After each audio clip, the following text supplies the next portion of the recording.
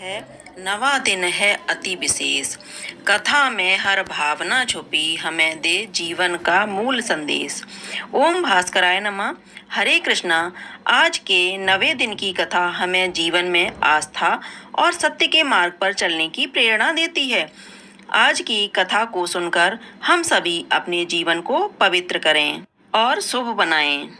श्री सकुदेव जी कहते हैं, परीक्षित, अंशुमान ने गंगा जी को लाने को कामना से बहुत वर्षों तक घोर तपस्या की, परंतु उन्हें सफलता नहीं मिली। समय आने पर उनकी मृत्यु हो गई। अंशुमान के पुत्र दिलीप ने भी वैसी ही तपस्या की, परंतु वे भी असफल ही रहे।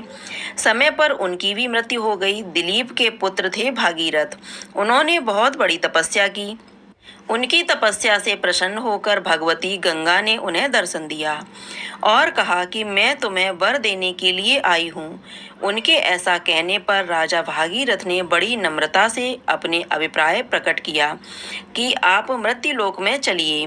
गंगा जी ने कहा, जिस समय मैं स्वर्ग से पृथ्वी तल पर गिरूं, उस समय मेरे बेग को कोई धारण करने वाला होना चाहिए। भागीरथ, ऐसा न होने पर मैं पृथ्वी को फोड़कर रसातल में चली जाऊंगी। इसके अतिरिक्त इस कारण से भी मैं पृथ्वी पर नहीं जाऊंगी कि लोग मुझ में अपने पाप धोएंगे। फिर मैं उस पाप को कहाँ धोऊंगी? भागीरथ, इस विषय में तुम स्वयं विचार करो। भागीरथ ने कहा, माता, जिन्होंने लोक परलोक, धन संपत्ति और स्त्री पुत्र की कामना का संन्यास कर दिया है और जो संसार से उपरत होकर अपने आप में शांत है, जो ब्रह्मनिष्ठ हैं और लोगों को पवित्र करने वाले परोपकारी सज्जन हैं, वे अपने अंग स्पर्श से तुम्हारे पापों को नष्ट कर देंगे, क्योंकि उनके हृदय में अंधरूप अधसुर को मारने वाले भगवान सर्वदा निवास करते हैं। समस्त प्राणियों के आत्मा रुद्रदेव तुम्हारा वेग धारण कर लेंगे, क्योंकि जैसे साड़ी सूतों में ओतप्रोत है, वैसे ही यह सारा विश्व भगवान रुद्र में ही ओतप्रोत है। परीक्षित, गंगा जी से इस प्रकार का कहकर राजा भागीरथ ने तपस्या के द्वारा भगवान शंकर को प्रसन्न किया। थोड़े ही दिनों में महादेव जी उन पर प्रसन्न हो गए। भगवान शंकर तो संपूर्ण विश्व के हितैषी हैं। राजा की बात मान उन्होंने तथास्तु कहकर स्वीकार कर ली। फिर शिव जी ने सावधान होकर गंगा जी को अपने सिर पर धारण किया। क्यों न हो, भगवान के चरणों का संपर्क होने के कारण गंगा जी का जल परम पवित्र जो है। इसके बाद राजा भागीरथ त्रिभुवन पावनी गंगा जी को वहां ले गए, जहां उनके पितरों के शरीर राख के ढेर बने पड़े थे। वे वायु के समान वेग से चलने वाले रथ पर सवार होकर आगे चल रहे थे और उनके पीछे पीछे मार्ग में पड़ने वाले देशों को पवित्र करती हुई गंगा जी दौड़ रही थी। इस प्रकार गंगा सागर संगम पर पहुंचकर उन्होंने सागर के जले हुए पुत्र को अपने जल में डुबा दिया। यद्यपि सगर के पुत्र ब्राह्मण के तिरस्कार के कारण भस्म हो गए थे, इसलिए उनके उद्धार का कोई उपाय न था। फिर भी केवल शरीर की राख के साथ गंगा जल का स्पर्श हो जाने से ही वे स्वर्ग में चले गए। परीक्षित, जब गंगा जल से शरीर की राख का स्पर्श हो जाने से सगर के पुत्र को स्वर्ग की प्राप्ति हो गई, तब जो लोग श्रद्धा के साथ नियम लेकर श्री गंगा जी सेवन करते हैं, उनके संबंध में तो कहना ही क्या है। मैंने गंगा जी की महिमा के संबंध में जो कुछ कहा है, उसमें कोई आश्चर्य की बात नहीं है, क्योंकि गंगा जी भगवान के उन चरण कमलों से निकली हैं, जिनके श्रद्धा के साथ चिंतन करके बड़े बड़े मुनि निर्मल हो जाते हैं और तीनों गुण के कठिन बंधन को काटकर तुरंत भगवत स्वरूप बन जाते हैं। फिर गंगा जी संसार का बंधन काट दें, इसमें कौन बड़ी बात है। भागीरथ का पुत्र था श्रुत। श्रुत का नाभ, यह नाव पूर्वोत्तर नाव से भिन्न है। नाव का पुत्र था सिंधु द्वीप और सिंधु द्वीप का आयु के पुत्र का नाम था ऋतुपर्ण। वह नकला मित्र था। उसने नल को पासा फेंकने की विद्या का रहस्य बतलाया था और उसमें अश्व विद्या सीखी थी। ऋतुपर्ण का पुत्र सर्वकाम हुआ।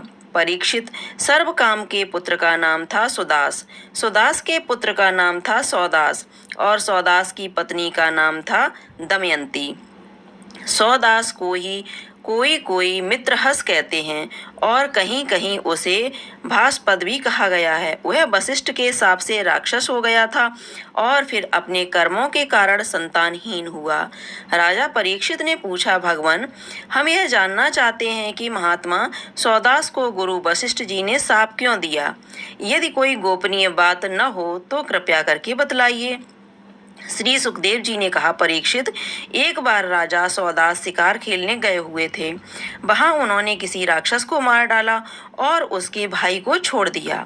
उसने राजा के इस काम को अन्याय समझा और उनसे भाई की मृत्यु का बदला लेने के लिए वह रसोइये का रूप धारण करके उनके घर गया।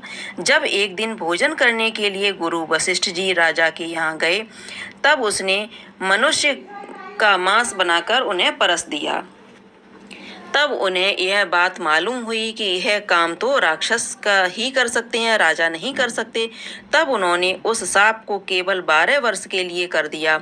उस समय राजा सौदास भी अपनी अंजलि में जल लेकर गुरु वशिष्ठ को शाप देने के लिए उद्यत हुआ, परंतु उनकी पत्नी दमयंती उन्हें ऐसा करने से रोक दिया।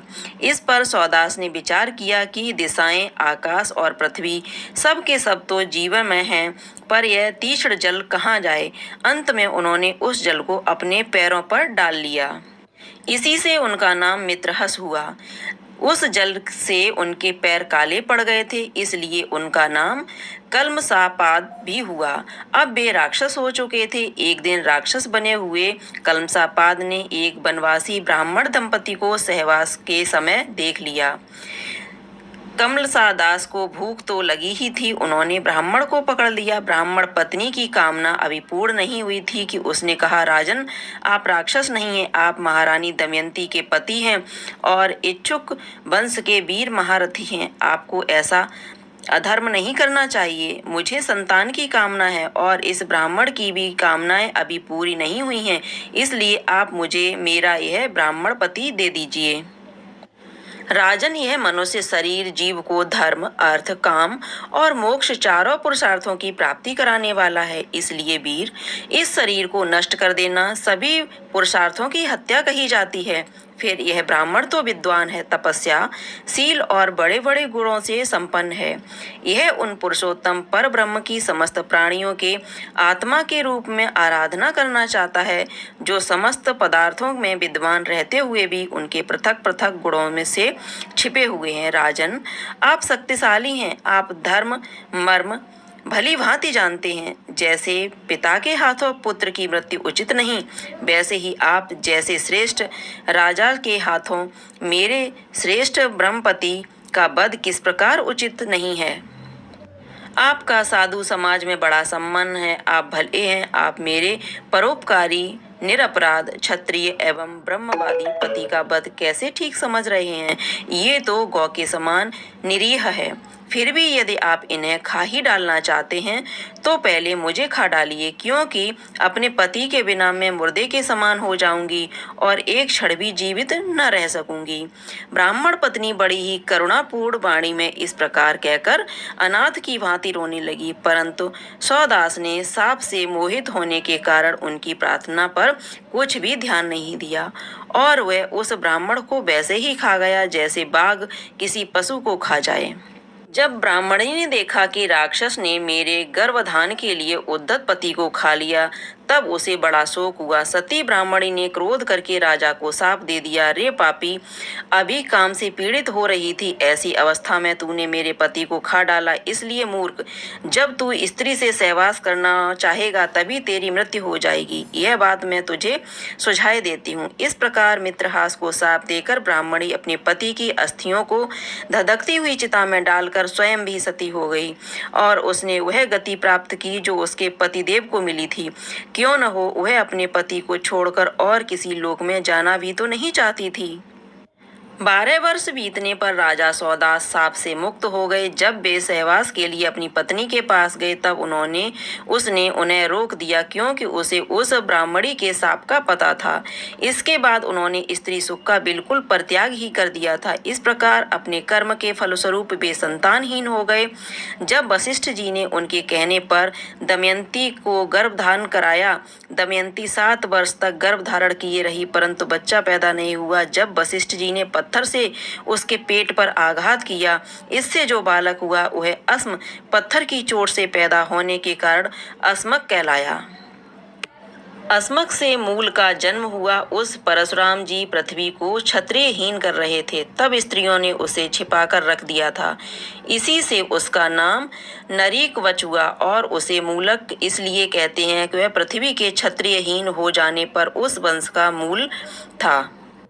युद्ध में उन्हें कोई जीत नहीं सकता था। उन्होंने देवताओं की प्रार्थना से दैत्यों का वध किया था।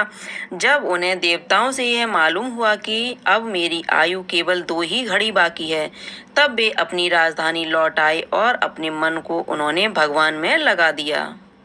वे मन ही मन सोचने लगे, मेरे कुल के इष्ट देवता हैं ब्राह्मण, उनसे बढ़कर मेरा प्रेम अपने प्राणों पर भी नहीं है। पत्नी, पुत्र, लक्ष्मी, राज्य और पृथ्वी तो मुझे उतने प्यारे नहीं लगते। मेरा मन बचपन में भी कभी अधर्मी की ओर नहीं गया। मैंने पवित्र, कीर्ति, भगवान के अतिरिक्त और कोई भी वस्तु नहीं की देखी है। तीनों लोकों के स्वामी देवताओं ने मुझे मुँह मांगा वरदान देने को कहा, परंतु मैंने उन भोगों की लालसा बिल्कुल नहीं की।